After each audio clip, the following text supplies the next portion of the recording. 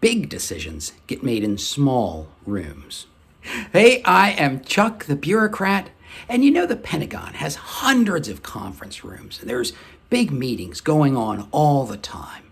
But the truth of the matter is that a surprising number of major decisions come down to about 4 or 5 people in a very small room. Now, I don't want you to get the wrong impression.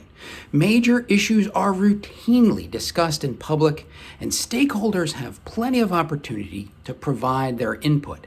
And that input feeds into those major decisions.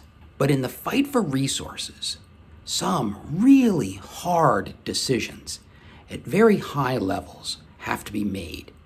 And in those cases, the moment of decision is not going to happen in public. So there's a couple of features that these events have in common. First, there is usually one decision maker. No peers and nobody who would actively fight back or try to outmaneuver the decision maker. But this is not a time for yes men. If all you're going to do is agree with whatever the senior person in the room says, it's likely you're going to get the boot because you are just not adding value. The real reason that there's one decision maker in this room is because all courtesy is stripped to the bone. And these discussions quickly become caustic and combative and rapid fire. Besides the decision maker, the other people in the room tend to be trusted, proven members of the team who know and understand the position of the stakeholders not in the room. In this situation, rank matters a lot less than the value you add. If you're invited into the room, then they want to hear what you have to say. Now, the reason I bring this issue of big decisions are made in small rooms up in the first place is because by the time a decision gets into that small room, if you're not in the room, it's virtually impossible to control the outcome. I mean, think about how hard it would be to influence the outcome of that decision in favor of your organization.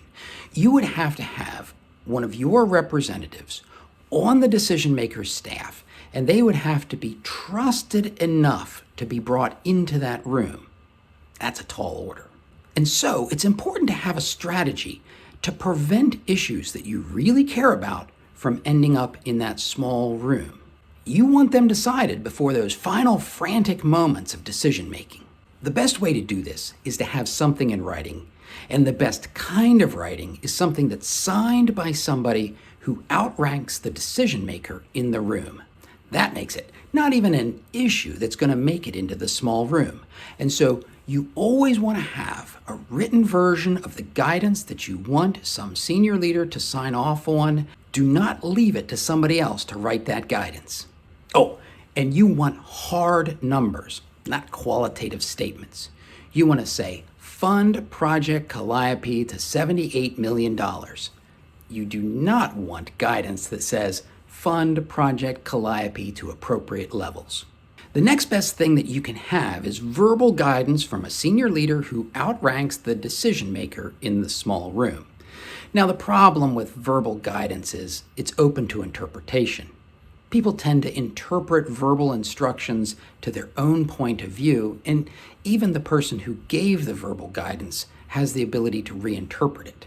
If you can't get guidance directing the people in the small room, the next best thing is an agreement with the decision maker in the room.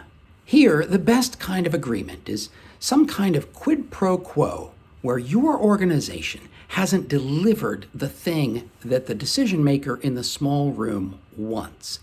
That way, there's something for them to lose if they turn against you. Of course, if they don't have anything to gain, they also don't have anything to lose by hurting your organization. Finally, there's one other way that you can keep an issue out of the small room, but it's kind of counterintuitive. That is, you want to have an issue noisily settled against you. And what I mean by that is the decision has been made not to fund whatever it is your organization wants, and your leadership has made a lot of noise about how unhappy they are. See, here's what's often going on in that small room. They have to find resources to pay for something they've been directed to fund. And that means that somebody has to lose. If your organization is acting like a bunch of happy little piggies, then you are a target for cuts. But if everybody knows you're already unhappy, well, maybe the pain gets spread someplace else. And sometimes, not often, but sometimes in that whole decision-making process, there's a little bit of extra money that's left over. And in those cases, sometimes the unhappiest organizations get a little peace offering to try to calm things back down.